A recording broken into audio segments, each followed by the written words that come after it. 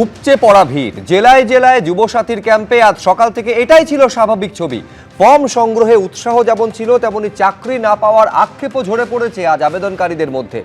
আমি এরই পাশাপাশি আপনাদের দেখাবো ভয়ের ছবি, যে ভয় রাজু নস্কর গ্রেফতার হওয়ার পর যেন পিছু ছাড়ছে না অভিযোগকারীর। এই নিয়ে স্টুডিওয়ে আমার অতিথিদের কাছে প্রত্যেকের কাছে আসবো, কিন্তু শুরুতে আপনাদের দেখাতে চাইবো আজ সকাল 10টা থেকে যে ছবি লক্ষ্য করা গিয়েছে রাজ্য জুড়ে জেলায় জেলায় 294টা বিধানসভা কেন্দ্রে। এইটা ছিল ছবি একেবারে ক্যাম্প করে দুয়ারে সরকারের ধাঁচে ফর্ম বিলি করা শুরু হলো। যুবসাথী প্রকল্পের ফর্ম বিলি শুরু হয়েছে, বিশেষ শিবিরের মাধ্যমে এই ফর্ম বিলি এবং জমা করার প্রক্রিয়া চলেছে সকাল 10টা থেকে বিকেল 5টা পর্যন্ত।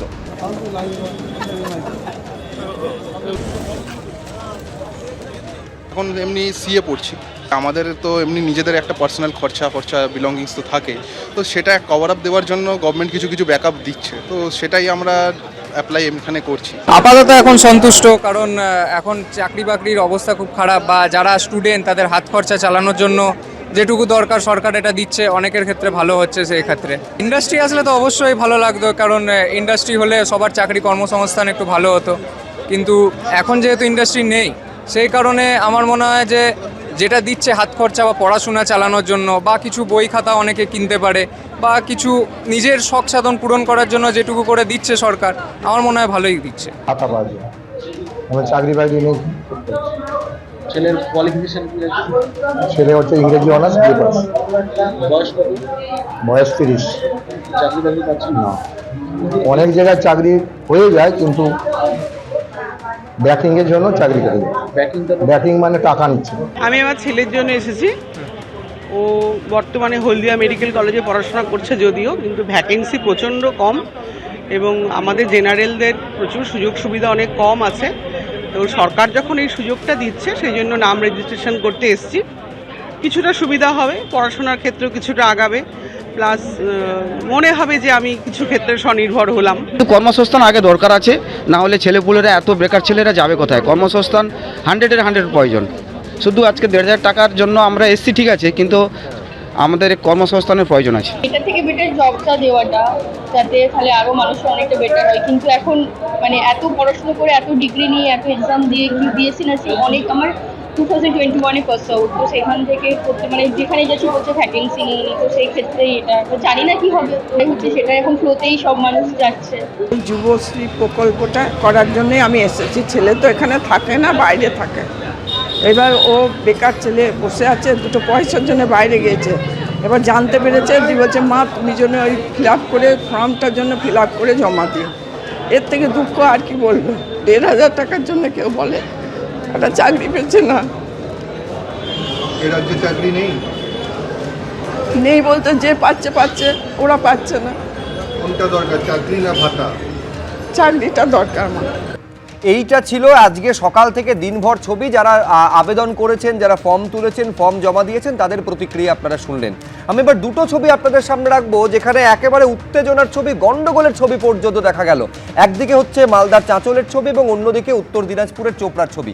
পাশাপাশি ছবিটা দেখুন, একেবারে ধৈর্যের বাঁধ ভাঙছে, দীর্ঘক্ষণ ধরে তারা লাইনে দাঁড়িয়ে অপেক্ষা করছেন, ফলে একটা বিশৃঙ্খলার পরিস্থিতি তৈরি হলো। অন্যদিকে এইটা চাঁচলের ছবি দেখতে পাচ্ছেন, যে একজন যুবকের সঙ্গে পুলিশের রীতিমতন ধস্তাধস্তি বেঁধে যায়। একটু পরিকল্পনার অভাবের জন্য এটা একটু হয়েছে। যেহেতু এখন সুন্দরভাবে, সুষ্ঠুভাবে সবাই ফর্ম নিচ্ছে, সেখানে একটা অসুবিধে হয়েছিল, যেহেতু খুব তাড়াতাড়ি আজকেই থেকেই ফর্মটা ফিল আপ করার নির্দেশ ছিল, সেখানে যে সুশৃঙ্খলভাবে ফর্মটা দেওয়া হবে সেই পরিকাঠামো তৈরি করারও সময়টুকু ছিল না, তার জন্য এটা একটু অভাব হয়েছিল। তো এখন সুন্দরভাবে সবাই নিজ নিজ লাইনে দাঁড়িয়ে নিজ নিজ প্রকল্পের যে ফর্মগুলো আছে সেগুলো সবাই গ্রহণ করছে। আমি শুরুতে রাহুল চক্রবর্তীর কাছে আসতে চাইবো। রাহুল দা, একেবারে শুরুর দিনই হচ্ছে এই গন্ডগোল। আপনি শুনলেন যে তৃণমূল বিধায়ক তিনি নিজে বলছেন যে পরিকাঠামো পর্যাপ্ত নেই, পরিকল্পনার অভাব রয়েছে, তাড়াহুড়ো করে করতে হয়েছে। দর্শকেরা জানবেন যে এটা কিন্তু বাজেটে, অন্তর্বর্তী বাজেটে 15ই আগস্ট থেকে শুরু হওয়ার কথা ছিল, প্রায় 6 মাস এগিয়ে নিয়ে আসা হয়েছে। মানে ভোট বড় বালাই। না দেখো, ব্যাপারটা এইভাবে দেখলে হবে না। এটা যুবসাথী প্রকল্প বেসিক্যালি, এটা যুবসাথীর প্রকল্প। আমরা বেকার ভাতা বলে যে নামই দিই না কেন, আজকে যেভাবে সাড়া পড়েছে সেটা প্রথম কথা।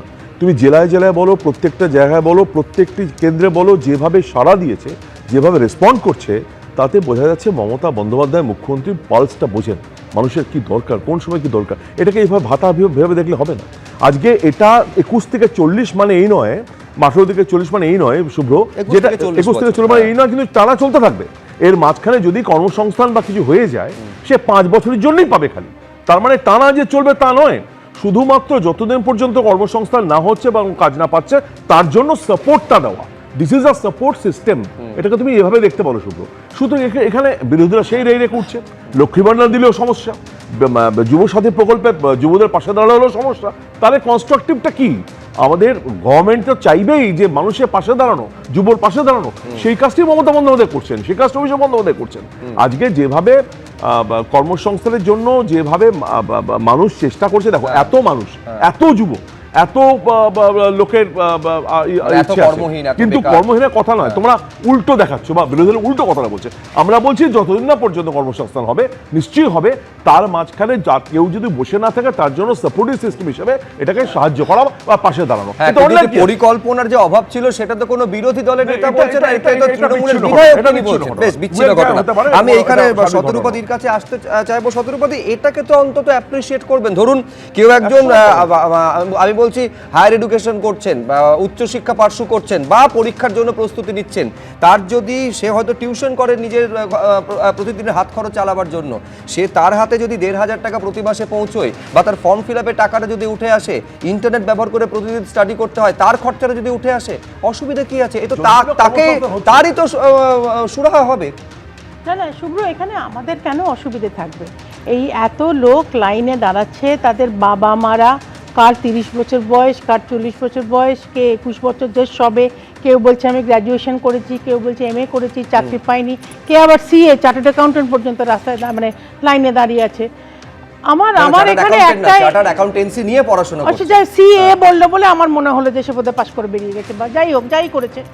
কিন্তু এখানে না সবচেয়ে বড় কথা হচ্ছে যে এই অসংখ্য মানুষ তার মানে আমাদের রাজ্যে বেকার, এবং এই অসংখ্য মানুষ বারবার একটা কথা বলছে, তাদের বাবা মা মাসি যারা যারা এসছে তারাও বলছে যে এখানে একটাই কোয়ালিফিকেশন, তৃণমূলের মানে নয় নেতা বা ছোট নেতা বড় নেতা তাদের সঙ্গে কোনো সম্পর্ক থাকতে হবে, মানে কোয়ালিফিকেশন তৃণমূল। সেটা ছাড়া এখানে কোনো রকম মানে চাকরি বিক্রি, চাকরি কেনা ছাড়া এখানে আর কোনো জিনিসে চাকরি পাওয়া যায় না, এটা পরিষ্কার।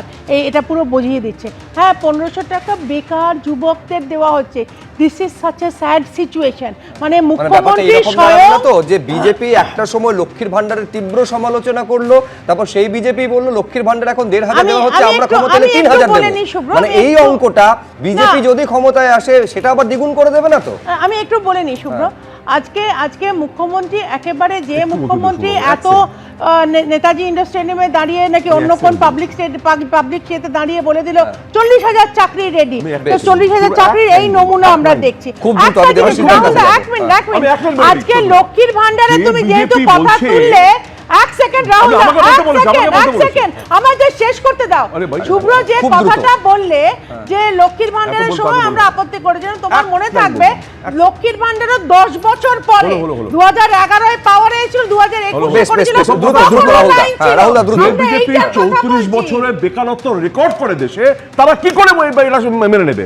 তারা কি করে বলবে? অথচ এই বিজেপি দেবী এই দেবাশিস সরকারের কাছে আসছে, 34 বছর রেকর্ড করেছে। আমি এখানে দেবাশিস সরকারের কাছে আসবো, কিন্তু তার আগে দেখাতে চাইবো যে রাজনৈতিক চাপানুতর, এই যে প্রকল্প শুরু হয়েছে, যুবসাথী প্রকল্প শুরু হয়েছে, তা নিয়ে রাজনৈতিক চাপানুতর শুরু হয়েছে। একেবারে বিরোধীদের তরফে এই কর্মসূচি বা এই প্রকল্পের বেকার ভাতা প্রকল্পের সমালোচনা করা হচ্ছে, পাল্টা শাসক দলের তরফে কি বলা হচ্ছে দেখাবো, তারপর আমি দেবাশিসদার কাছে ফিরছি। দেখুন, এত তাড়াতাড়ি যুবসাথীর লিস্ট তৈরি হয়ে গেল, ভাতা এসে গেল, কারা পাবে ভাতা? লক্ষ লক্ষ বেকার আছে, কিসের আধারে তাদেরকে সিলেক্ট করা হলো যাদেরকে ভাতা দেওয়া হবে? প্রশ্নটাই আছে। কেবল নির্বাচনের জন্য ক্যাডার ভাতা হিসেবে এটা কি চালু করা হলো? বেকার ভাতা তো সিপিএমও চালু করেছিল, তাতে কি হয়ে গেছে? কার লাভ হয়েছে? তারপরে বন্ধ হয়ে যাবে এক সময়, বসে খাওয়া অভ্যাস হয়ে গেল, তারপরে কি করবে যুবকরা? তাদের ভবিষ্যৎ কি হবে? সিপিএম তো চলে গেছে, কিন্তু বেকাররা বেকারই থেকে গেল। এটা ভোটের আগে ঘুষ দেওয়া, অন্য কিছু না। যেমন লক্ষ্মীর ভান্ডার, আমরা অনেকদিন থেকে বলছি লক্ষ্মীর ভান্ডার টাকা 2,500 করা, আশাকর্মীদের 15,000 টাকার দাবি মেনে নেওয়া। আমরা সিভিক পুলিশের পার্মানেন্ট করার জন্য দাবি করেছি, কারণ পুলিশে লক্ষ লক্ষ পদ খালি পড়ে আছে, সেখানে স্থায়ী বন্দোবস্ত করা হোক। এই সরকার স্থায়ীতে বিশ্বাস করে না। ঠিক বেকারদেরকে আমরা দাবি করি চাকরি এবং কাজের ব্যবস্থা করা হোক, কমসে কম তাদেরকে ট্রেনিং দিয়ে স্কিল্ড করা হোক। তাদেরকে যদি স্কিল্ড করা হয় ট্রেনিং দিয়ে, তাহলে কি তারা অনেক বেশি চাকরি পেতে পারে এবং নিজের পায়ে দাঁড়িয়ে তারা রোজগার করতে পারে। সেখানে কি হবে, ভোটের আগে তাদেরকে ভাতা দিয়ে খুশি করে দেওয়া হবে। এ ভাতা মানে ভোটের জন্য ব্যবহৃত হাতা। মুখ্যমন্ত্রী তো স্বীকার করলেন যে তিনি মিথ্যে বলছিলেন। কি বলছিলেন? ডবল ডবল চাকরি হবে। কোথায় ডবল ডবল চাকরি হলো? উনি কি একটা বললেন 2 কোটি চাকরি দিয়েছি। 2 কোটি চাকরি দিলে তাহলে যুবসাথীতে কারা আসছে? ফলে মুখ্যমন্ত্রীর ডবল ডবল চাকরিও ফলস। মুখ্যমন্ত্রীর 2 কোটি বেকারের চাকরি উনি দিয়েছেন, এটাও ফলস। যুবসাথীতে বরঞ্চ পরিষ্কার হয়ে গেল এটা তো আগের মতন নয় যে কাজ এবং কাজের সাপেক্ষে বেকার ভাতা দিয়ে সেটা এদিক ওদিক করে এপ্রিলে নিয়ে আসলাম যাতে ওই টাকাটা পেয়ে ভোট দিতে পারে। এটা একটা চূড়ান্ত সুবিধাবাদী ভোটমুখী মনোভাব, যেখানে মুখ্যমন্ত্রীর মিথ্যা সেটা স্পষ্ট হয়ে গেল। ভবিষ্যতেও নিশ্চয়ই উনি আবার বলবেন ডবল ডবল ট্রিপল ট্রিপল চাকরি দিয়েছি, 2 কোটি জায়গায় বলবেন 3 কোটি বেকারের কাজ দিয়েছি, অথচ যুবসাথী। উনি ধরা পড়ে গেছেন যে উনি চূড়ান্ত মিথ্যে কথা বলছেন এবং আসলে যুবকের সাহায্যার্থে এসব কাজ নয়, ভোটের জন্য। রাজ্যের মন্ত্রী কি বলছেন আপনাদের দেখাবো, তার আগে দেবাশিস সরকার। এইটা তো হচ্ছে মানে নতুন একেবারে নোভেল একটা প্রকল্প নিয়ে আসা হয়েছে এমনটা তো নয়। যখন বামফ্রন্ট সরকার ছিল তখনও বেকার ভাতা প্রকল্প ছিল, মানে বামেদের দেখানো পথেই তার মানে বর্তমান সরকার হাঁটছে। আপত্তি নিশ্চয়ই করবেন না আপনি? দেখো, এই টেবিলে যে কজন আমরা বসে আছি না, প্রত্যেকে কিন্তু স্থায়ী চাকরি করি অথবা খুব বড় আকারের ব্যবসা বাণিজ্যের সাথে যুক্ত রয়েছি। আমাদের প্রত্যেকের যদি কালকের থেকে যে কোনো কারণে সরকার মনে করে যে পশ্চিমবঙ্গবাসী হলে তাকে 1,500 টাকা দেওয়া হবে, আমরা একজনও কেউ অখুশি হব না কিন্তু, কারণ এটাই স্বাভাবিক ঘটনা। ফলে যে কোনো মানুষ যখন স্টেট পাওয়ারের কাছ থেকে কোনো টাকা পায় তখন তার খুশি হওয়ার কথা, এবং তাকে এই খুশি হওয়াকে কখনো কোনো মানুষ দাঁড়িয়ে, কোনো সুস্থ স্বাভাবিক মানুষ দাঁড়িয়ে তাকে কোনো মানুষের খুশি হওয়াকে কখনো সমালোচনা করতে পারে না, কখনো বিরোধিতা করতে পারে না। সেটা একেবারে একটা অসুস্থ বিকৃত মানসিকতার পরিচয়। আমি একদম অন্য কথা একটা বলছি, সেটা হচ্ছে যে আজকে বেকারদের তীব্র সংকট, না পাওয়ার সংকট, সেটা যেন কখনো রাজনীতির কারণে ব্যবহার করবার বস্তু না হয়।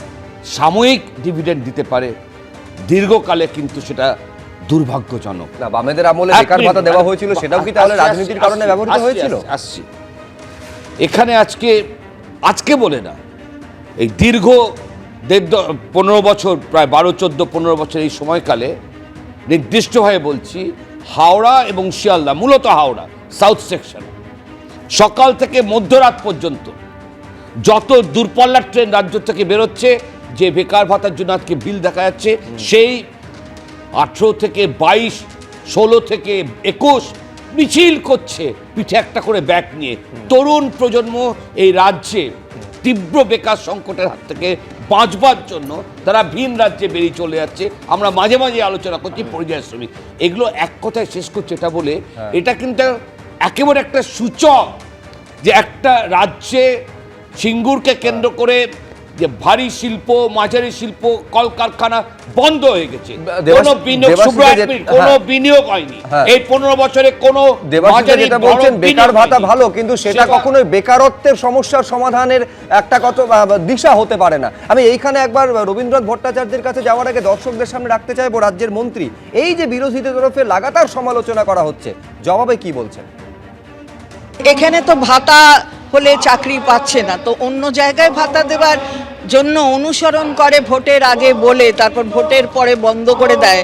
মুখ্যমন্ত্রী সে কাজ করেন না, এবং এটা সে ব্যাপার নয় যে পাচ্ছে না, যুবক যে চাকরি করতে পারছে না তাকে একটা বুস্ট আপ করার জন্য একটা 5 বছরের এটা দেওয়া হয়েছে। তাতে ওনাদের কি অসুবিধে হয়েছে? এই তো আগে তো লক্ষ্মীর ভাণ্ডার নিয়ে অনেক কথা বলতেন, এখন বলছেন আমরা গিয়ে আসলে 3,000 টাকা দেবো। তাহলে ওটা কি তখন অন্য হয়ে যায় নাকি? ভাতাটা চেঞ্জ হয়ে যায়, তাভা হয়ে যায় নাকি, কি হয়? দেখুন, বেকার ভাতা শুধুমাত্র যে আমাদের রাজ্যে দেওয়া হচ্ছে এমনটা নয়। আমি পরপর রাজ্য ধরে ধরে আপনাদের জানাবো। হরিয়ানায় যেমন দেওয়া হয় সক্ষম যুবা স্কিম, উত্তরপ্রদেশে দেওয়া হয় বেরোজগারি ভাতা, আচ্ছা তামিলনাড়ুতে unemployed youth employment generation programme, সিকিমে রয়েছে chief minister self employment scheme, এরকম গুচ্ছ গুচ্ছ রয়েছে। আমি বলছি রবীন্দ্রনাথ বাবু, এই বেকার ভাতা দেওয়ার পাশাপাশি যদি একটা স্কিল ডেভেলপমেন্ট প্রোগ্রামও এর সঙ্গে করা হতো, যাতে চাকরি পাওয়ার ক্ষেত্রে তাদের আরও একটু স্বাবলম্বী করা যায়, বা একটা যদি ফ্যামিলি ইনকামের একটা গণ্ডি বেঁধে দেওয়া হতো যে এই পর্যন্ত আমরা বেকার ভাতাটাকে দেব, আমি বলছি এই উদ্দেশ্যটা আরও বেশি করে সাধিত হতো নাকি? নিশ্চয়ই। দেখুন, প্রান্তিক ছেলেমেয়েরা টাকা পাবে, 1,500 টাকা হোক, 1,000 টাকা হোক, টাকা নিয়ে আমি জায়গায় যাচ্ছি না, যদিও সেটা নিয়েও আমার প্রশ্ন আছে। তো নিশ্চয়ই আমরা খুশি হব যে ছেলেমেয়েরা কিছুই পাচ্ছে না, 1,500 টাকা যদি পায়, 5,000 পাচ্ছে, এমএ 5,000 পাচ্ছে, এটা কি একটা যুক্তি হলো? একটা শ্রমের মানে কি মূল্য পাচ্ছে? একটা যেখানে তৃণমূলের নেতা বলছে গুটখা খাওয়ার খরচ দেবেন দিদি, এটা কি হচ্ছে গুটখা খাওয়ার খরচ? এইভাবে তারা দেখে। এই জায়গাটা থেকে আমি বলছি, এবার অন্য দিকে চলে আসুন। এটার পাশাপাশি তো সত্যি স্কিল ডেভেলপমেন্ট, ক্যাপাবিলিটি ডেভেলপমেন্টের দরকার, নাহলে ভবিষ্যতে দিশাটা থাকলো কোথায়? দেখুন, এই মুহূর্তে যদি দেখা যায় এই 21 থেকে 40 বছর বয়সী মানুষের সংখ্যা পশ্চিমবঙ্গে 2.5 কোটি, বা আচ্ছা কমই ধরলাম 2 কোটির কিছু আশপাশে আছে। সেই 2 কোটি লোককে যদি 1,500 টাকা করে দিতে হয়, 1 মাসের জন্য খরচ হবে 3,000 কোটি। তার মানে 36 থেকে 40,000 কোটি টাকা ওয়েস্ট বেঙ্গল গভর্নমেন্টের লাগবে। 40,000 কোটি টাকা যদি ওয়েস্ট বেঙ্গল গভর্নমেন্টের লাগে, তাহলে 9 লাখ কোটি টাকা যে রাজ্যের উপর ধার আছে, সেই রাজ্য কোথার থেকে চালাবে? তারা কোথার থেকে? তাদের কোনো দিশাহীনভাবে এইভাবে আমি ভাতা দিয়ে গেলাম, দিয়ে একটা গোটা রাজ্যকে শেষ করে দিলাম, এটা কি সম্ভব? দ্বিতীয় নম্বর, দেখুন বিরোধীরা প্রশ্ন তুলছে বেকার ভাতার ক্ষেত্রে 6 মাস এগিয়ে আনা হচ্ছে, কিন্তু যে ডি এর ক্ষেত্রে একেবারে সুপ্রিম কোর্টের নির্দেশ রয়েছে, সেখানে সেই তৎপরতা সিকিভাবে দেখা যাচ্ছে না। রাজু নস্কর দাপুটে তৃণমূল নেতা, তাকে পুলিশ গতকালই গ্রেফতার করেছে এবং আজকে তাকে পুলিশ হেফাজতে পাঠিয়েছে আদালত। মূলত তার বিরুদ্ধে যেটা অভিযোগ, যে প্রমোটিং বিবাদকে কেন্দ্র করে বেলেঘাটার এক বাসিন্দা তাকে মারধর করেন তিনি বলে অভিযোগ। এই ঘটনায় গতকালই গ্রেফতার করা হয় রাজু নস্করকে, আর সেই ঘটনায় এবার এক চাঞ্চল্যকর অভিযোগ তুলেছেন সুকোমল দেবনাথ। কি বলেছেন তিনি, পুরোটা এই প্রতিবেদনে আপনাদের সামনে রাখবো, দেখুন। আমাকে গলা টিপে জিভ বার করে দিয়েছে, মানে একদম পুরো মেরে ফেলতো। গুতা মাইয়া দিছে। প্রমোটিং সংক্রান্ত বিষয় নিয়ে বিবাদ, অভিযোগ সেই ঘটনাকে কেন্দ্র করে বেধড়ক মারধর করা হয় বেলেঘাটার বাসিন্দা সুকোমল দেবনাথকে। শনিবার তার অভিযোগের ভিত্তিতেই গ্রেফতার হয়েছেন তৃণমূল নেতা রাজু নস্কর। ইএম বাইপাসের অভিষিক্তা ক্রসিং থেকে তাকে গ্রেফতার করে পুলিশ। ধৃত তৃণমূল নেতার বিরুদ্ধে একের পর এক অভিযোগ তুললেন বেলেঘাটার বাসিন্দা সুকোমল দেবনাথ। তার অভিযোগ, 5ই ফেব্রুয়ারি বেলেঘাটা থানায় তৃণমূল নেতা রাজু নস্কর ও তার কয়েকজন সঙ্গীর বিরুদ্ধে অভিযোগ দায়ের করার পর ফের তার পরিবারের উপর হামলা করা হয়। পুলিশকে যখন আপনি অভিযোগ করলেন, তারপরে ফের আপনাকে মারধর করা হয়েছে, গত 13 তারিখে ফের অভিযোগ করা হলো। 100 বার আমাকে প্রায় আপনি ধরুন প্রায় 50টা মহিলা নিয়েছে 11 তারিখে আমাদের মাকে মারছে, তারপরে সব মানে চারিদিক দিয়ে আমার ভাইকে মারছে, আমাকে মারছে। অভিযোগ, তৃণমূল নেতার অনুগামীদের হাত থেকে রেহাই পাননি সুকোমল দেবনাথের বয়স্ক মাও। আমার ছেলেকে মারতে মারতে বলে চল থানায়, তখন আমি বলছি কিসের জন্য, কি ব্যাপার, কি হয়েছে? হ্যাঁ, বলে বাড়ি আপনারা দখল করে রেখে দিয়েছেন। আমাকে মারধর করেছে, ধাক্কা দিছে, বুকে ভিতরে গুতা মাইয়া দিছে, ভাই বেটার ফোন নিয়ে খামছে ধইরা ভাই বেটাকে মেরেছে। এই বাড়িতেই প্রমোটিং করতেছে চাপ দেওয়ার অভিযোগ, এবং এই বাড়িতে মূলত যে কজন ভাড়া থাকেন তারা অনিচ্ছুক যে এখানে প্রমোটিং হোক, কিন্তু তাদের উপরে যে চাপ এসছে এবং তাদের মধ্যে একজন সুকোমল বাবু, যাকে মারধর করা হয়েছে, তার লিখিত অভিযোগের ভিত্তিতে তৃণমূল নেতা তথা প্রমোটার বেলঘাটা অঞ্চলের রাজু নস্করকে গ্রেপ্তার করা হয়েছে। ঠিক 13 তারিখে আমাকে যখন মারছে, তখন আমরা ফোন করেছি, সন্ধ্যাবেলায় ফোন করেছি, তখন পুলিশ সব মানে ছোটোবাবুও পর্যন্ত চলে এসছে, অ্যাডিশনাল ওসিও চলে এসছে, সব মিলে এসে তখন আমাদেরকে রক্ষা করেছে। অভিযোগকারী সুকমল দেবনাথের দাবি, বেলেঘাটার একটি বাড়িতে ৭৫ বছর ধরে ভাড়া রয়েছেন তারা। ৪ ফেব্রুয়ারি রাতে তৃণমূল নেতা রাজু নস্কর দলবল নিয়ে তার বাড়িতে চড়াও হন। অভিযোগ, বাড়ি ছেড়ে দেওয়ার জন্য হুমকি দেওয়া হয় তাদের, এমনকি তাকে মারধর করা হয় বলেও অভিযোগ। এরপর ৫ই ফেব্রুয়ারি বেলেঘাটা থানায় তৃণমূল নেতা ও তার কয়েকজন সঙ্গীর বিরুদ্ধে অভিযোগ দায়ের করেন তিনি। ৪ তারিখে প্রায় রাজু নস্কর সহ প্রায় 50 জন নিয়ে এসেছিলেন। সেদিনকে রাত্রিবেলা বললো যে বাড়ি মাপতে আসবো। তারপরে পরের দিনকে ঠিক 11:30টার সময় এসে বললেন যে বাড়ি মাপতে চলে এসছে। আমি বলছি ঘর আমি তো মাপতে দেবো না। তখন আমাকে তুলে নিয়ে কিডন্যাপ করে তুলে নিয়ে প্রায় 7-8 জন নিয়ে আমাকে অফিসে নিয়ে গিয়ে আমাকে মারধর করলো। এখানেই শেষ নয়, এদিন আরও দাবি করেছেন অভিযোগকারী সুকমল দেবনাথ। উনি বললেন যে বেলেঘাটার কোর্ট আমি, বেলেঘাটার থানা আমি, আমরা এই লোককে আমরা এত টাকা দিই, হ্যাঁ এমনকি নেতা এদের সবার ঘরে টাকা যায়, আমাকে পুরো বেলেঘাটার দায়িত্ব দিয়েছে। যদিও গ্রেফতার হওয়ার আগে এই সমস্ত অভিযোগ অস্বীকার করেছিলেন অভিযুক্ত তৃণমূল নেতা। মিডিয়া ফুটেজ পাওয়ার জন্য আমার নাম বলছে, আমি জানি না, কিন্তু আমি কিছু ঘটনা শুনেছি। ভাড়াটে একটা ঝামেলা আছে, এটুকুনি শুনেছি। কারণ আমি অঞ্চলে থাকি, অঞ্চলে বিভিন্ন সোশ্যাল কাজ করি, মানুষ আসে আমার কাছে ভালোবেসে, ঠিক আছে, কিন্তু কারোর ভালো করতে গিয়ে কারোর খারাপ হয়। কিন্তু আমি এই ছেলেটার নাম বলছি যে আমি তাকে চিনিই না। বেলেঘাটার তৃণমূল নেতার বিরুদ্ধে যখন একাধিক অভিযোগ সামনে আসছে, তখন এই নিয়ে সরব হয়েছে বিজেপি। এই সব গুন্ডা মাফিয়া যারা টিএমসিতে আছে, যারা ভোট জেতায়, এখন কমপ্লেন হয়ে গেছে, এক্সপোজ হয়ে যাচ্ছে, 2 দিন অ্যারেস্ট করবে, 3 দিন ছেড়ে দেবে, কারণ এরা ছাড়া টিএমসি ভোটে জিততে পারবে না। যেন এগুলো লোক দেখানো সব। ইতিমধ্যেই এই মামলায় ধৃত রাজু নস্করের বিরুদ্ধে খুনের চেষ্টা সহ একাধিক ধারায় মামলা দায়ের করা হয়েছে। তাকে 19শে ফেব্রুয়ারি অর্থাৎ আগামী বৃহস্পতিবার পর্যন্ত পুলিশ হেফাজতের নির্দেশ দিয়েছে শিয়ালদা আদালত। নেই ইনগ্রিডিয়েন্টস নেই, তার মামলা দিয়েছেন, সেকশন দিয়েছেন ঠিকই, কিন্তু আমি 307-এর কোনো ইনগ্রিডিয়েন্টস রাজু নস্কর এগেন্স্টে পাইনি। হ্যাঁ, বেল তো আমরা চাইবই, বেল তো আমরা চেয়েছি, কিন্তু যেহেতু প্রথম দিন, সেহেতু ম্যাজিস্ট্রেট সাহেব ওটাকে 19 তারিখ অবধি দুটো কেসেরই রাখলেন। একটা পিসি, আজকে যেটা এসছে পিসি, আর আগের দিনেরটা প্রথম দিনই জেসি হয়েছিল, দুটো একই দিনে 19 তারিখে হিয়ারিংয়ের জন্য রেখেছেন। পুলিশ সূত্রে দাবি, এই ঘটনায় রাজু নস্কর বাদে আরও 2 জনকে গ্রেফতার করা হয়েছে। অন্যদিকে অভিযোগকারীর বাড়ির বাইরে বসেছে পুলিশ পিকেট। আবির দত্ত, বিশ্বজিৎ দাস, এবিপি আনন্দ। 4 তারিখ রাজু নস্কর দলবল নিয়ে এসে এই সুকমল বাবুর ওপর হামলা চালালো, টানতে টানতে তাকে মারতে নিয়ে আসা হলো। 5 তারিখ তিনি অভিযোগ করছেন। দাপট কাকে বলে একবার ভাবুন। এই রাজু নস্কর অভিযোগ করার পরে আবার একেবারে দলবল নিয়ে শুধু তাকে টার্গেট নয়, তার মাকে পর্যন্ত, সুকমল বাবুর মাকে পর্যন্ত প্রাণে মেরে ফেলার চেষ্টা হয়েছে। আবার তারপরে এফআইআর দায়ের হলো এবং তারপর গ্রেফতারি। এইটা আপনাকে মানতে হবে শতরূপাদি।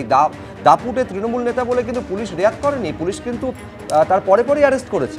না একদম মানতে হবে, এবং এও মানতে হবে যে পুলিশ কত বড় অন্যায় করেছে। বিশাল সমাজসেবী, বিখ্যাত সমাজসেবী, তাকে ধরে নিয়ে গেল, এবং তার মধ্যে আবার আমাদের সজল বলেছে যে না, ওকে তো একেবারে যতদিন না ইলেকশন পার হচ্ছে ততদিন ওকে রেখে দেওয়া উচিত জেলের মধ্যে। এগুলো ঘোর অন্যায়।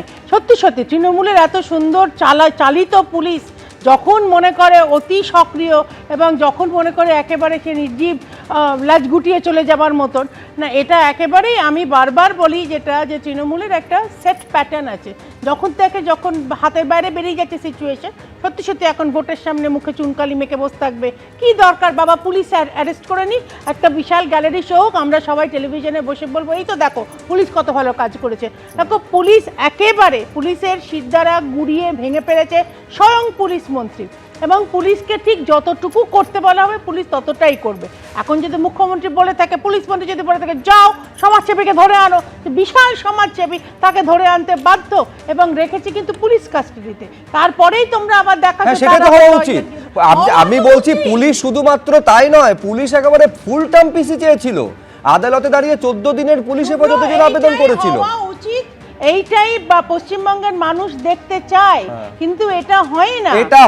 বেশ, আমি বলছি এইটা হয় না, ঠিক যেমন ভাবে হয় না রাজু নস্করকে গ্রেফতার করা যায়, কিন্তু সোনা পাপ্পুর নাগালটা পাওয়া যায় না।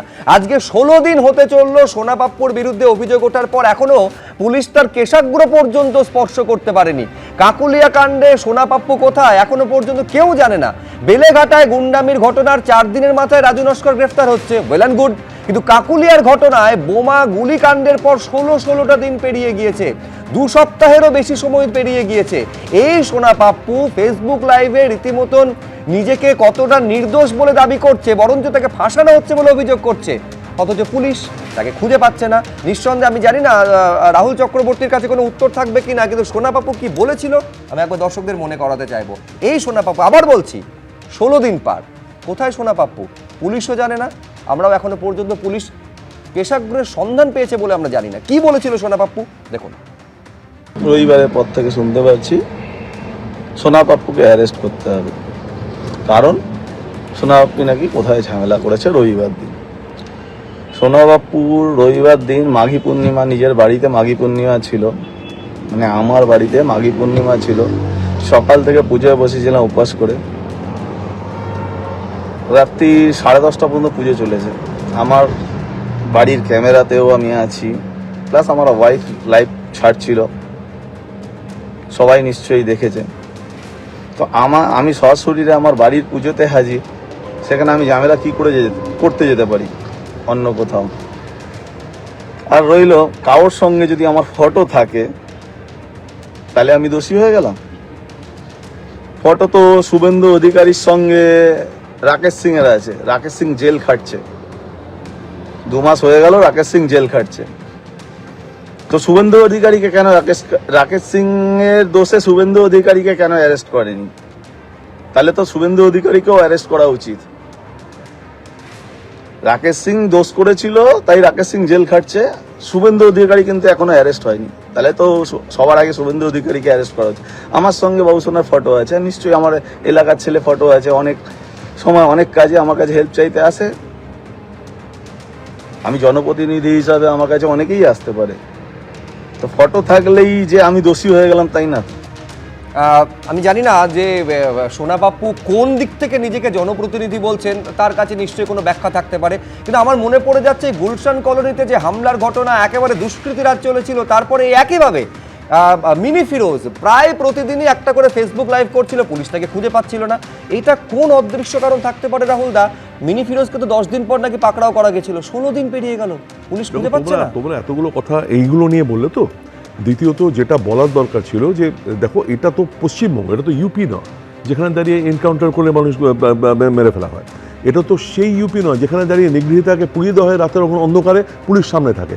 এটা পশ্চিমবঙ্গে এবং দাঁড়িয়ে তার বিরুদ্ধে আজকে রাজু নস্করের কথা বলছো, রাজু সরকার বলছো, রাজু নস্করের কথা বলছো তো, কিন্তু পুলিশ তুমি নিজে মুখে বললে 14 জনের পিসি চেয়েছে, আজকে দাঁড়িয়েছো। আমি বলছি এত এক্সপার্ট, দেখুন আমি প্রথমে বলে দিচ্ছি, সেটা হচ্ছে এই রাজ্যের পুলিশ, এই কলকাতা পুলিশের উপর আমাদের সম্পূর্ণ ভরসা আছে, আমরা বিশ্বাস করি যে পুলিশের পারদর্শিতা দক্ষতা নিয়ে কোনো প্রশ্ন নেই, কিন্তু সেই পুলিশ কোন অদৃশ্য কারণে আপনার কাছে আসছি রাহুল দা, সোনাপাপ্পুকে ধরতে পারছে। আমি তো বলছি 14 দিনের এই যে 14 দিনের হেফাজত চেয়েছিল, আদালতের বাইরে কোনো আদালত বসে তো লাভ নেই আমাদের শুভ্র।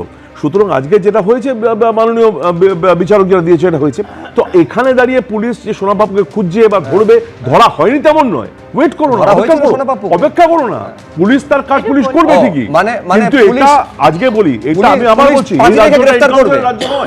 এই রাজ্যটায় দাঁড়িয়ে নিজের হাতে আইন যেভাবে তুলে নেওয়া যায় না, এই রাজ্যে দাঁড়িয়ে পুলিশ গ্রেফতার করবে সোনাপাপ্পুকে, তো আইন তুলে নেওয়ার কি আছে? না না না, গ্রেফতার হবে এবং আইন তার আইনের পথেই চলবে, law will take its own course. কিন্তু তাই বলে যদি কোথাও 2 দিন দেরি হয় বা 2 দিন আগে হয়, পুলিশ তার তদন্ত করবে, তদন্ত করে দেখবে এবং সেই তদন্তের যতটা সহজভাবে রাহুল চক্রবর্তী বলছেন, আমি জানি না রবীন্দ্রনাথ ভট্টাচার্য আমার সঙ্গে একমত হবেন কিনা, সেটা হচ্ছে সময়ের কথা বলছেন। আমি খেয়াল রাখতে হবে, যেদিন এই কাকুলিয়াতে বোমাবাজির ঘটনা ঘটেছিল, পরের দিন থেকে মাধ্যমিক পরীক্ষা শুরু হচ্ছে, কতটা আশঙ্কা এবং আতঙ্কের মধ্যে সেই এলাকার বাসিন্দারা প্রতিটা মুহূর্তে, প্রতিটা রাত্রি কাটাতে হচ্ছে। একবার তাদের কাছে গিয়ে জিজ্ঞাসা করুন, যার বিরুদ্ধে অভিযোগ তিনি যদি এখনো পুলিশে ধরাছোঁয়ার বাইরে থাকেন। রবীন্দ্রনাথ ভট্টাচার্য, দেখুন, রাজু নস্কর বিরুদ্ধে সুকমল দেবনাথ যখন অভিযোগটা করছিলেন, বললেন রাজু নস্কর এই কোন কোন নেতা নেত্রীকে এবং কোন কোন পুলিশ অফিসারকে টাকা দেয় সেইটা পরিষ্কার করে বলে দিয়েছে। আমি জানি না অভিযোগপত্রে সেই নামগুলো তিনি লিখেছেন কিনা। এটা যদি মারাত্মক কিছু নাম দিয়ে থাকে, তাহলে রাজু নস্করের বাড়িতে 24-এর 1 জুন কুণাল ঘোষ, সুদীপ বন্দ্যোপাধ্যায়, পরেশ পাল মিলে মিটিং করলো। এই বড় নেতা নেত্রীরা তাকে কোনোভাবেই রেয়াত করবে না, তাকে গ্রেপ্তার হতেই হবে এবং সেটাই হয়েছে। কিন্তু সোনাপাপ্পু অবশ্যই এই সামনেই ইলেকশন আছে, এই ইলেকশনের সময় এরা যদি একের পর এক এই ইলেকশন মেশিনারিগুলো বন্ধ হয়ে যায়, তাহলে কিন্তু তৃণমূলের পক্ষে খুব মুশকিল হবে। সুতরাং আমার ধারণা সোনাপাপ্পু এমন কোনো সেফ কাস্টডিতে আছে, মানে এমন কোনো নেতার বাড়িতে আছে যেখান থেকে পুলিশ হাত দেওয়ার ছোঁয়ার কোনো সম্ভব নয়। না আমি প্রমাণ করতে, আমি তো কারো নাম করিনি, কারো নামও করিনি, কোনো দলের নামও করছি না। আমি বলছি কোনো এমন কোনো ইনফ্লুয়েন্সিয়াল সেফ কাস্টডিতে রয়েছে, আমি কোনো দলেরও নাম করিনি, কোনো ইয়ে করিনি, কোনো ব্যক্তির নামও করিনি, কোনো নেতার নামও করিনি। কিন্তু কোনো জায়গায় আছে যেখানে পুলিশ যেতে পারছে না, পুলিশ যেতে পারছে না, না হলে কলকাতা পুলিশ যে কোনো মুহূর্তে সুপ্রতিম সরকারের যোগ্যতা দক্ষতা নিয়ে কোনো কেউ প্রশ্ন তুলতে পারবে না, সবাই জানে তিনি কিরকম দক্ষ অফিসার। আর কলকাতা পুলিশকে যদি দেওয়া হয় না, ক্ষমতাটা হাতে দেওয়া হয়, 8 দিনের মধ্যে গোটা বড় 5 মিনিট লাগবে, আমরা বিশ্বাস করি 5 মিনিট লাগবে। আমার প্রশ্ন হচ্ছে, আমি দেবাশিস সরকারের কাছে আসবো, আমার প্রশ্ন হচ্ছে ঠিকই তো, এই পুলিশ 4 দিনের মধ্যে রাজু নস্করকে গ্রেফতার করতে পারে, 16 দিন পেরিয়ে যাওয়ার পরেও সোনাপাপ্পুর নাগাল পাওয়া যায় না কেন? আমি জানি না, মানে একটা সম্ভাবনার কথা উস্কে দিয়েছেন রবীন্দ্রনাথ ভট্টাচার্য যে পুলিশ তার মানে অ্যাকশনে নেমেছে এবং রাজু নস্করকে গ্রেফতার করেছে কোনো একটা নির্দেশ পাওয়ার পর। দেবাশিস সরকার, না এই সমস্ত সমাজসেবীদেরকে নিয়ে আলাদা করে কথা বলার প্রশ্নই ওঠে না। যেটা মূল বিষয় সেটা হচ্ছে যে 11 থেকে 26 হচ্ছে পশ্চিমবঙ্গের সামনে একটা সময়কাল, যে সময়কাল একই সাথে 3টে বিষয় তৈরি করেছে প্রিসাইজলি। 1, দুর্নীতি কোন মাত্রায় হতে পারে, 2, কারণ এটা একটার সাথে সম্পর্কিত, 2, সমাজ বিরোধী সংস্কৃতি, আর 3 হচ্ছে বেকার। ফলে একটা সময়কালে রাষ্ট্র ব্যবস্থা এমন একটা প্রশাসনিক রাজনৈতিক আবহ তৈরি করেছে যে দুর্নীতি চূড়ান্ত শিখরে উঠতে সাহায্য করে, এমন একটা রাজনৈতিক প্রশাসনিক আবহ তৈরি করেছে যে আবহতে এই সমস্ত সমাজ বিরোধীরা সমাজসেবার নাম করে মানুষকে খুন, মানুষের সম্পত্তি লুট করা, এই সমস্ত কাজে লিপ্ত হতে পারে বেলাগামভাবে আর কি। এই সময়কাল এমন একটা সময়কাল, বেঙ্গল গ্লোবাল বিজনেস সামিটে রেকর্ড পরিমাণ খরচ এবং অংশগ্রহণ হতে পারে, আর রাজ্যে বিনিয়োগ তলানিতে থেকে বেকার মিছিল তৈরি হতে পারে, পরিযায়ী শ্রমিক তৈরি, এসব একটার সাথে একটা সম্পর্কিত, কোনোটাই বিচ্ছিন্ন ঘটনা নয়। যে নামগুলো নিয়ে আমরা আলোচনা করছি সেই নামগুলো আলাদা করে কখনো কোনো গুরুত্বপূর্ণ নাম হতে পারে না। এটা এই সময়কার প্রশাসনিক রাজনৈতিক আবহে তৈরি হওয়া সমাজসেবী কি চমৎকার পশ্চিমবঙ্গে মানুষ এই সমাজসেবার যে আবহ, একেই একমাত্র। আমি গতকাল এই প্রশ্ন তুলেছিলাম যে সমাজসেবী তাহলে একটা আলাদা করে সংজ্ঞা তৈরি করতে হবে। এই রাজু নস্কর সমাজসেবী, আরাবুল ইসলাম সমাজসেবী, আর আক্ষরিক অর্থে যারা সমাজসেবী, যেমন নদিয়ার কৃষ্ণনগরের আমির চাঁদ শেখ মায়ের চক্ষুদান করেছিলেন মরণোত্তর, তার জন্য 3 দিন থেকে অন্ধকার কুঠুরিতে থাকতে হয়েছে। সমাজসেবা করার এই পরিণতি আমাদের এই রাজ্যে দেখতে হয়েছে রাহুলদা? না, প্রথম কথা হচ্ছে যখন এই সময় পুলিশ একটা সময় দেবাশিসের জামানায় খুঁজে বেড়াচ্ছিল তন্ন তন্ন করে, রাহুল ওই জামাটাকে তোমার সাদা জামা কালোই এলোই আলোচনা। তুমি 15 বছরের জায়গায় দাঁড়িয়ে, তুমি 15 বছরের জায়গায় দাঁড়িয়ে পরিষ্কার করে আলোচনা করো। প্রতিদিন সন্ধ্যাবেলায় 15 বছরে কেন তোমাকে দুর্নীতি এখানে এসে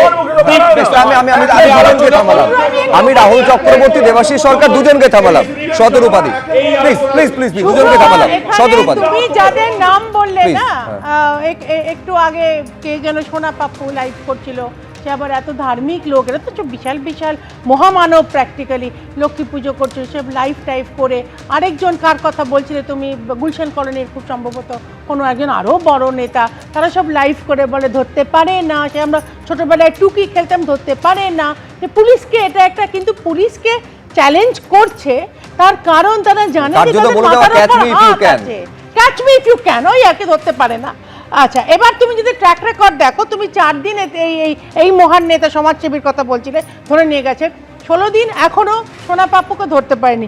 শেখ শাহজাহান বাবা, এত ঘটনা ঘটে গেল, তো 69 ডেজ না 49 ডেজ লেগেছিল তাকে ধরতে। আমি গুলশান কলোনির কথা তো আমি ছেড়েই দিলাম, সুশান্ত কসবায় যে কাউন্সিলর, তাকে দুবার অলমোস্ট মিসফায়ার করে চলে গেল, তাকে কে যে খুন করতে এসেছিল আমরা জানি না, তারা তৃণমূলও জানে না, ছেড়ে দাও, তৃণমূল মানে জেনেও জানে না। মালদায় যে নেতা, কে একেবারে সে গ্যারাজের মধ্যে, হ্যাঁ, তার এখনো কে যে মার্ডার করলো সে কেউ জানে না। তো আমার বক্তব্য, না সেই প্রথম মালদা ঘটনায় থেকে গ্রেফতার হয়েছে। পুলিশ মন্ত্রী যবে চাইবে তবে সে বেশ গ্রেফতার দেখুন, হবে। এই যে তবে রাজু পুলিশ নস্করের হবে। প্রসঙ্গ আসছে, যেখানে হামলার ঘটনা ঘটেছে সুকোমল বাবুর ওপরে, তার মায়ের ওপরে, আমি এখান থেকে আরেকটা হামলার প্রসঙ্গ আনবো। কারণটা কিন্তু সম্পূর্ণ আলাদা। এসআইআর এ তার এবং তার বাবার বয়সের পার্থক্য, মানে মেয়ে বাবার থেকে 5 বছরের বড়, সেই কারণে হিয়ারিং এ ডাকা হয়েছে। কেন? সেই কারণে বিএলওকে ধরে পিটিয়ে দেওয়া হয়েছে। এই অভিযোগটা সামনে এসেছে। ঘটনাস্থল হচ্ছে নদিয়া। শুনানিতে ডাকায় নদিয়ার কালীগঞ্জ, সেই কালীগঞ্জ মনে থাকবে আপনাদের, তামান্নাকে খুন হতে হয়েছিল যে কালীগঞ্জে, সেই কালীগঞ্জে বিএলওকে মারধরের অভিযোগ সামনে এসেছে। গুরুতর আহত অবস্থায় শক্তিনগর জেলা হাসপাতালে চিকিৎসাধীন রয়েছেন বিএলও আলী সাহেব শেখ। কি বলছেন তিনি একবার শুনুন, বিরতিতে যেতে যেতে, তারপর ফিরে আসছি। আসছি কালীগঞ্জ বিধানসভার 225 পার্টির BLO. Animation form fill up করার পর আমার বুথে ড্রাফট লিস্টের নাম আছে 634 জনের। তার মধ্যে লজিক্যাল ডিসবাস, সেল, নন ওয়েটিং মিলে আমার 185টা হিয়ারিং হয়। তোগুলো হিয়ারিং হয়েছে, তার মধ্যে আমার মনে হয়েছিল যে 3 জন ভোটার অবৈধ, এবং তার একটা লিস্ট আমি AERO এবং সুপারভাইজারকে জানাই। এই 3 জনের মধ্যে 2 জন ভোটার আমাকে টাকা দিয়ে অফার করে যে নামটা তোলার ব্যবস্থা করেছিল, কিন্তু আমি রাজি হয়নি। আমি এটা তো ওর বাবার থেকে 5 বছরের বয়সে বড়। তো এটা হিয়ারিং হয়ে গেছে গত মাসের 24 তারিখ। এখন তার কোনো অপশন নাই, আর অপশন তো আমার হাতে নয়। ঊর্ধ্বতন কর্তৃপক্ষ ERO মাইক্রো অফিসার সামনে হিয়ারিং হয়েছে, তারপর আমি কিছু বলতে পারবো না। আমি যখনই বলছি কিছু বলতে পারবো না, তখন আমাকে ওই সাইডে কার্ড ছিল সামনেই, ওই কার্ড দিয়ে আমাকে দুপাটে মারতে লাগে 3-4 জন। তারপর আমি ধাক্কাধাক্কি করে কোনো রকমে সরে আসতে যাই, কিন্তু সরে আসতে পারিনি। তারপর আশপাশের লোকজনকে আমাকে আটকাই, তখন আমার মাথা ফাটা ফেটে সব ব্লাড নামতে লাগে, এবং আমাকে শাটারের ভেতরে ভরে আটকে রাখে। ওরা সমানে শাটার ভাঙার চেষ্টা করে। তারপরে ওরা যখন লোকজন হাজির হয়ে যায়, তখন ওরা ওখান থেকে পালিয়ে যায়। তারপরে আমার আর কিছু মনে নেই। দেখুন, নদিয়ার কালীগঞ্জের ঘটনা, শুধু মেয়ের বয়স বাবার বয়সের থেকে 5 বছর বেশি, সেই কারণে শুনানিতে ডাকা হয়েছে। বিতর্কটা এইখানে থেমে থাকেনি। বিএলও অভিযোগ করছেন রবীন্দ্রনাথ বাবু যে তাকে টাকার অফার করা হয়েছিল, তিনি রাজি হননি, সেই কারণে মেরে থেকে হাসপাতালে পাঠিয়ে দেওয়া হয়েছে। মারাত্মক অভিযোগ। প্রথম কথা হচ্ছে যে এটা বলবার কোনো জায়গা নেই যে বিএলও তিনিও সংখ্যালঘু সম্প্রদায়ের মানুষ, এবং যাদেরকে নিয়ে প্রশ্ন হচ্ছে তারাও সংখ্যালঘু, অর্থাৎ কোনো মানে সম্প্রদায়গত অবিচার হয়েছে এরকম জায়গায় যেতে পারে না এটা। দ্বিতীয় নম্বর হচ্ছে কোর্ট বলল, ইলেকশন কমিশন বলল, কোর্ট বলল বিএলওদের নিরাপত্তা সুনিশ্চিত করতে হবে। তারপরও একজন অসৎ পথে আসবার, জোর করে অসৎ পথে নিয়ে আসবার চেষ্টা করলো বিএলওকে, তিনি রাজি হলেন না, তাকে মেরে দেওয়া হলো, মানে মারা হলো। এবং তার বিরুদ্ধে এই ঘটনাটা কি করে ঘটলো, তাকে তো তার নিরাপত্তা সুনিশ্চিত করবার দায়িত্ব রাজ্য সরকার। রাজ্য সরকার কি করছে? রাজ্য সরকার কি এদেরকে প্রশ্রয় দিচ্ছে যে এই অসাধারণ এই ঘটনা এফআইআর কেন হবে না? তাহলে এফআইআর হলো না, এখনো পুলিশ বলছে আমরা খতিয়ে দেখছি। কি খতিয়ে দেখছেন? যে তাকে মারা হলো, তিনি অভিযোগ করছেন তাকে টাকা দিতে এসেছিল, তিনি নেননি, অথচ তাকে যে লোক করলো তাকে, তার বিরুদ্ধে এফআইআর হলো না, অভিযোগ হলো না, এবং তাকে গ্রেপ্তার করলো না। একবার ভেবে দেখুন, মানে এখানে এসআইআর এর শুনানি শেষ হয়েছে, তার মধ্যেও বিএলও আক্রান্ত হওয়ার ঘটনা ঘটে, মাইক্রো অবজারভারকে ঠাটিয়ে গালে চড় কষানো হয়, একেবারে অবজারভারের গাড়ি পর্যন্ত আক্রান্ত হয়। এই ঘটনা কিন্তু ধারাবাহিকভাবে শতরূপাধি আমরা দেখেই চলেছে এই রাজ্যে। না, এটাই তো হচ্ছে কথা। যারা প্রথম থেকে বলে যাচ্ছে যে এসআইআর করতে দেবে না, এসআইআর করতে দেবে না, বিএলওর সঙ্গে ম্যান মার্কিং করে রাখবে, মানে যেরকম এক একজনের সঙ্গে অ্যাটাচ করে রাখবে, তো এবার এটাই হয়েছে। এটা কোথাও রবীন্দ্রনাথ একদম ঠিক বললেন, যেটা কোনো সম্প্রদায় নাই, এখানে তো সেই মুসলমানরাই অ্যাট্যাক হচ্ছে। যে মুসলমানদের নিয়ে এত আধিক্যতা মুখ্যমন্ত্রী, এখানে লিডার অফ অপোজিশন একটা খুব সুন্দর কথা বলেন যে এরা হচ্ছে বিজেপির, মানে বিজেপির নাকি মুসলমানরা আদৌ মুসলমান ক্যাটাগরিতে পড়ে না। কিন্তু এই তো বিএলও, উনি তো কাজ করছিলেন এবং ওকে টাকা দিয়েছে বলে। যে মাইক্রো অবজারভার নিয়ে আমাদের আপত্তি আছে, প্রথম দিকে মমতা বলছিলেন, আজকে সেটাই সুপ্রিম কোর্ট মান্যতা দিলেন, আজকে মোহাম্মদ আদৌ সেই মান্যতা দিলেন। কিন্তু মুশকিল হচ্ছে যে এই যে তুমি উল্টোটাও দেখছো যে বহু মানুষ, বহু সংখ্যক মানুষ ভোগান্তি হচ্ছে, কারণ 100% একমত আপনার সঙ্গে, নির্বাচন কমিশনের কামখেয়ালি পানার জন্য আজকে দাঁড়িয়ে বহু মানুষ প্রভোক্ট হচ্ছে, সেই কারণে বিএলওকে এভাবে মেরে হাসপাতালে পাঠিয়ে দেবে। 100বার বিরুদ্ধে শাস্তি নেওয়া উচিত, আমরা সমর্থন করি না, কিন্তু কোথাও দাঁড়িয়ে সাধারণ মানুষও কিন্তু তার তিতবিরক্ত শেষ মানে দেবাশিস সরকার, এটাও দেখতে হবে নির্বাচন কমিশন। না, এইটা দুর্ভাগ্যজনক চিত্র এবং খুব প্রত্যাশিত স্বাভাবিক চিত্র, দুটোই সত্যি। তার কারণ হচ্ছে যে এসআইআর আমাদের রাজ্যে শুরু হওয়ার আগের থেকেই শাসক দলের গুরুত্বপূর্ণ রাজনৈতিক ব্যক্তিত্বরা প্রকাশ্য মঞ্চ থেকে রক্তগঙ্গা বইয়ে দেওয়া এবং প্রশাসনিক জায়গায় সভাতে বারবার করে বলা যে সেই মানুষজন কত রকম ভাবে রেজিস্ট্যান্স বাধা দিতে পারে এবং এটা করতে নিঃসন্দেহে আমাদের দেখতে হবে এই ঘটনায় পুলিশ কি ব্যবস্থা নেয়, আমাদের সেদিকে নজর থাকবে। আপাতত আলোচনা এই পর্যন্ত। এবিপি আনন্দ, এগিয়ে থাকে, এগিয়ে রাখে।